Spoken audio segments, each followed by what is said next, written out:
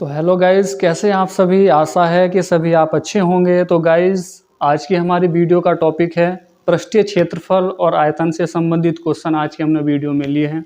तो गाइज़ देखिए, अभी जिन बच्चों की कुछ तैयारी नहीं है या तैयारी हल्की फुल्की चल रही है, तो गाइज़ वो हमारे यूट्यूब चैनल पर आएँ और जो हमने सभी वीडियो गेरी हैं, अगर वे सभी वीडियो देख लें तो उनके अच्छे मार्क्स परीक्षा में आ सकते हैं। प्रश्न है आज हमारा कि दो गोलों के आयतनों का अनुपात 64:27 है, उनके वक्र पृष्ठीय क्षेत्रफलों का अनुपात क्या होगा। ऑप्शन है 3:4, 4:3, 9:16, 16:9।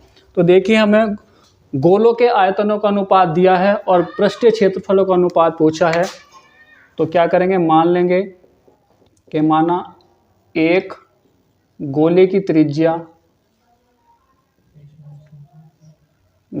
त्रिज्या बराबर r1 तथा दूसरे गोले की त्रिज्या बराबर r2। तो हमें देखिए दिया है आयतनों का अनुपात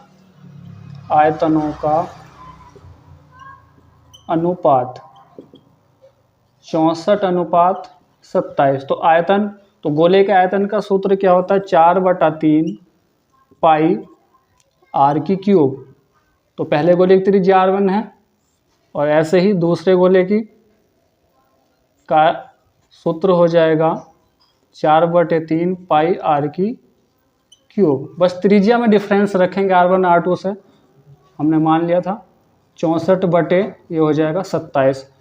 4/3 पाई से कैंसिल हो जाएगा, क्या बचेगा, r1 की पावर 3 और r2 की पावर 3 बराबर 64/27। दोनों की घात समान है, तो हमको इनको लिख सकते हैं r1/r2 का होल क्यूब बराबर, अब इनको भी घात 3 के रूप में लिख लेंगे, तो होगा 64 और ये 3 का घन, तो दोनों का होल घन कर लेंगे, घात से घात कैंसिल हो जाएगी, तो r1/r2 हो जाएगा 4/3।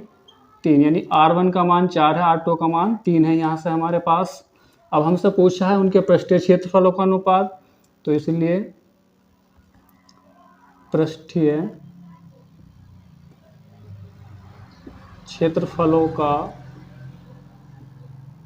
अनुपात ये हो जाएगा 4πr² तो ये कैंसिल हो जाएगा। r1 r2 का मान हमारे पास है 4 का वर्ग बटे r2 का मान है 3 का वर्ग, तो 4 का वर्ग हो जाएगा 16 और 3 का 9, यानी 16:9। तो ऑप्शन नंबर हमारा सी सही होगा। प्रश्न है हमारा कि एक बेलन के आधार का क्षेत्रफल 9 पाई वर्ग सेमी हो तो उसके आधार का व्यास क्या होगा। ऑप्शन है 2 सेमी, 3 सेमी, 4 सेमी और 6 सेमी। तो देखिए, आपका हमें दिया है एक बेलन के आधार का क्षेत्रफल, एक बेलन के आधार का क्षेत्रफल ये दिया हमें 9 पाई वर्ग सेमी। अब बेलन जो होता है उसके आधार का जो क्षेत्र, आधार जो होता है वो वृत्त के आकार का होता है और वृत्त का क्षेत्रफल होता है πr², यानी ये πr² बराबर 9 पाई के है। पाई से पाई कैंसिल हो जाएगा, r² बचा बराबर 9 को हम घात 3 के रूप में लिखेंगे, घात से घात कट जाएगी तो r का मान आ जाएगा 3। हमसे पूछा गया था आधार का व्यास, तो इसलिए आधार का व्यास, और व्यास होता है 2 गुना त्रिज्या। तो त्रिज्या हमने ज्ञात कर ली थी 3, तो 2 से गुना कर देंगे, 3 दूनी 6 सेमी। तो ऑप्शन हमारा डी सही होगा। देखिए, आगे हमारा प्रश्न है एक शंकु तथा एक बेलन के आधार की त्रिज्या तथा ऊंचाइयां समान हैं, उनके आयतनों का अनुपात होगा। ऑप्शन है 1:3, 2:3, 1:2, 1:4। तो हमें कहा गया है कि एक शंकु और एक बेलन के आधार की त्रिज्या और ऊंचाइयां समान है, तो मान लेंगे कि माना एक शंकु व बेलन में प्रत्येक की त्रिज्या आर तथा ऊंचाई h है। पूछा गया उनके आयतनों का अनुपात, तो इसलिए शंकु का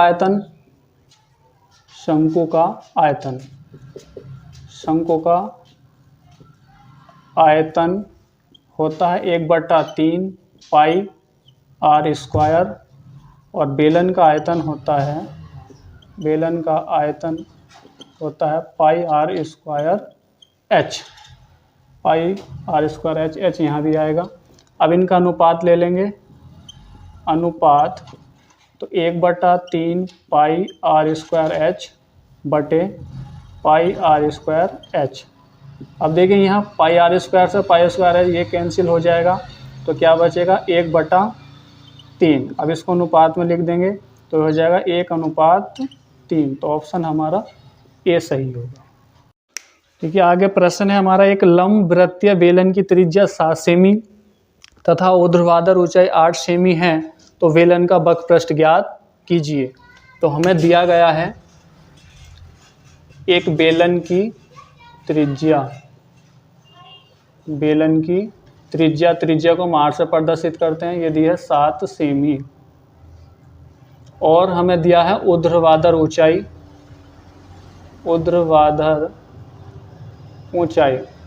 को हम h से प्रदर्शित करते हैं, ये दिया हमें 8 सेमी। पूछा गया है बेलन का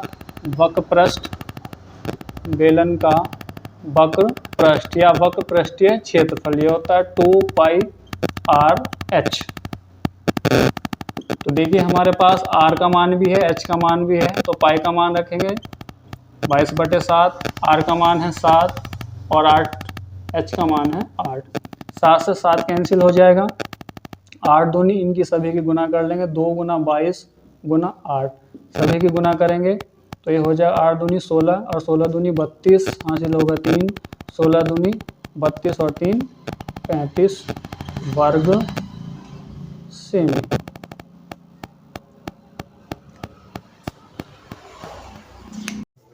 आगे प्रश्न है हमारा, कोई बर्तन एक खोखले अर्धगोले के आकार का है जिसके ऊपर एक खोखला बेलन अध्यारोपित है। अर्धगोले का व्यास 14 सेमी और इस बर्तन की कुल ऊंचाई 13 सेमी हो, तो इस बर्तन का आंतरिक पृष्ठीय क्षेत्रफल ज्ञात कीजिए। तो देखिए हमारे पास क्या है, एक अर्धगोला है और उसके ऊपर एक बेलन अद्धा रखा हुआ है।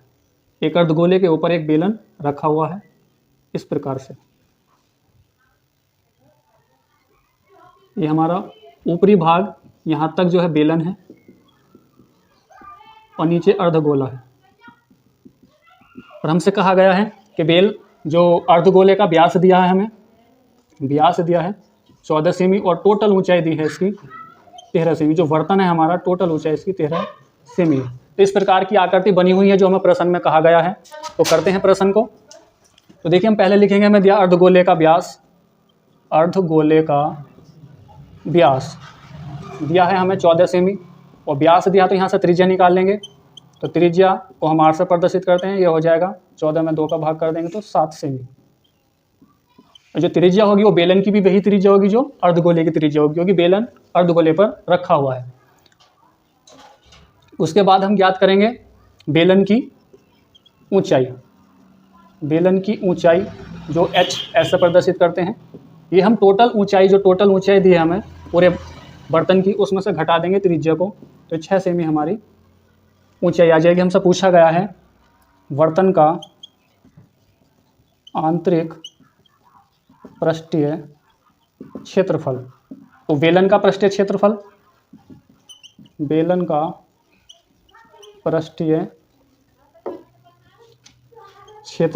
प्लस अर्धगोले का पृष्ठीय